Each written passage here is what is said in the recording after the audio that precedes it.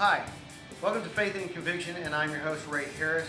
And we're again doing our study, well, not really a study, just an overview of the different amount of Bibles that there are and the wide variety that are available to English readers. It is an amazing thing when you consider the history of the English Bible, let alone the transmission of the Bible itself. We've looked at several different things, but in this particular instance, I would really like to just focus on what the Protestant Bible modernly doesn't have. So let's come down here and visit what I have. This is my Bible, the King James Bible. It has only 66 books in it, which is, yes, that's the Bible by many people, and that's fine. But I want to back up a little bit, because what I want to show you is that this Bible doesn't have what this King James 1611 has, and we call both of these King James. When the King James first came out, it came out with a section called the Apocrypha. Now, where that comes from is the Protestant Reformation Bible, and they are going back to the Greek. This is not Greek, but this has Greek in it, along with an English translation, and this translation of the Septuagint came out in 1851, and this translation came out in 2007. I know we're bouncing around a little bit, but I know you can follow along and keep up with what we're doing. So here's what we want to see, is that from 1560 to over here to the 20th century, somehow we lose a major portion of the Bible. I will put it this way. That's due to theology. I'm not discussing it.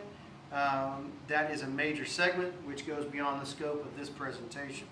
You can find more of these things out on Wikipedia or do a general search on the internet, and you can find what people think about this transition.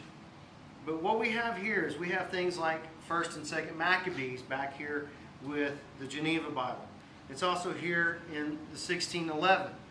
Here in 1851, the Septuagint with Apocrypha, translated by Brenton, is a text that is Greek here in the center, and it has English out here on the side columns. What it's trying to do is it's trying to show why this text is valuable.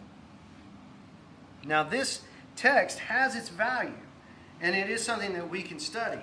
And this is great if you can read Greek without needing Strong's numbers. I'm not yet there, but I know that many people can do that. Now, what we have over here is a New English translation of the Septuagint, which is what this work did back in the 1850s. But this text sounds much more like Old King James language. This one sounds more modern, which gives it a little bit different style. But the beauty of this text is that it's all English, but you go through here and it will give you introductory notes and things of that nature about why they are doing certain things within this text. So this is helpful. But the main thing that I want to display today is that while this particular printed copy of the Bible is the one that I work from, just simply because that's what I'm familiar with, it does not have the Apocrypha information, which these Bibles have. So when you get into discussions with people and you wonder why different Christians draw different conclusions, it really depends on which text they're reading from, which ones they consider canon. And if you're talking with a Catholic friend, it's going to be a different translation effort, and it may be considered canon where a Protestant doesn't. But it's very interesting. All of these things, these two in particular, represent wars in Europe because of the way in which the English is being worked and other things that were theologically driven between kings and Rome.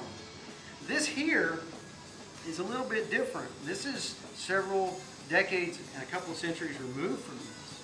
So there's a little more freedom to look at the Bible without the threat of death and persecution.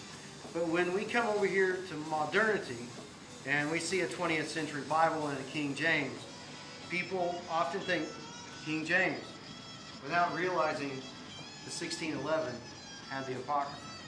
So these are just food for thought, things to consider when you're doing your Bible purchases or when you're out looking for different things, or even when you're discussing the Bible with your friends and your family. I thank you for joining us here today. I hope this has been helpful. And remember, until next time, continue to seek God, no Messiah, find hope.